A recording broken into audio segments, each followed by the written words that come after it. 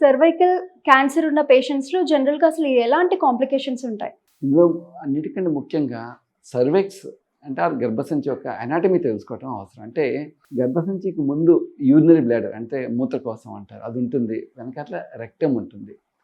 ఈ యూట్రస్‌ని సస్పెండ్ చేస్తూ చాలా లిగమెంట్స్ ఉంటాయి లోపల, పెల్విస్ లోపల. సో ఎప్పుడన్నా సర్వైకల్ క్యాన్సర్ స్ప్రెడ్ అవుతున్నప్పుడు కామన్గా ముందున్న యూరినరీ బ్లాడర్కి స్ప్రెడ్ అవుతూ ఉంటుంది. అలాంటప్పుడు యూరిన్ పోసినప్పుడు మంట రావటం, బ్లడ్ రావటం జరుగుతూ ఉంటుంది. అలాగే ఒకసారి ఫిస్టులాస్ లాగా ఫామ్ అవుతూ ఉంటాయి, అంటే హోల్స్ అనమాట. అలాగే వెనకాతలకు స్ప్రెడ్ అయినప్పుడు రెక్టంలోకి స్ప్రెడ్ అయితే కనుక కాన్స్టిపేషన్ రావటం, మళ్ళీ బ్లీడింగ్ రావటం, పెయిన్ రావటం జరుగుతూ ఉంటుంది. ఇవి కాకుండా లేటరల్గా అంటే సైడ్కి స్ప్రెడ్ అయినప్పుడు పారామెట్రియా అంటారు. అంటే యూట్రస్ని సస్పెండ్ చేసే లిగమెంట్స్ అనమాట. ఆ పారామెట్రియాకి స్ప్రెడ్ అయినప్పుడు బరువుగా అంటే పొత్తి కడుపులో బరువుగా ఉండటం, నడుము దగ్గర బరువుగా ఉండటం, దాన్ని డ్రాగింగ్ పెయిన్ అంటారు. అంటే కొంచెం కాన్స్టెంట్గా పెయిన్ రావడం జరుగుతూ ఉంటుంది.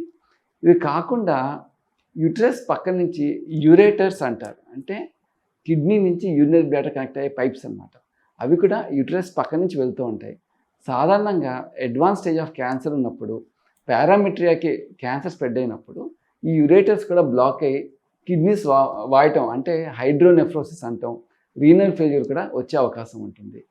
ఇది కాకుండా సర్వైకల్ క్యాన్సర్ నోట్స్ రూపంలో పెల్విక్ ఏరియా అంటే లోపల నడుము ఏరియా లోపల తొంటె అంటారు.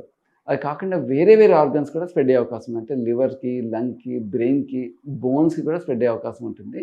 ఆ పార్ట్స్కి స్ప్రెడ్ అయినప్పుడు ఆ పార్ట్స్ యొక్క సిమ్టమ్స్ మనకి కనపడుతూ ఉంటాయి.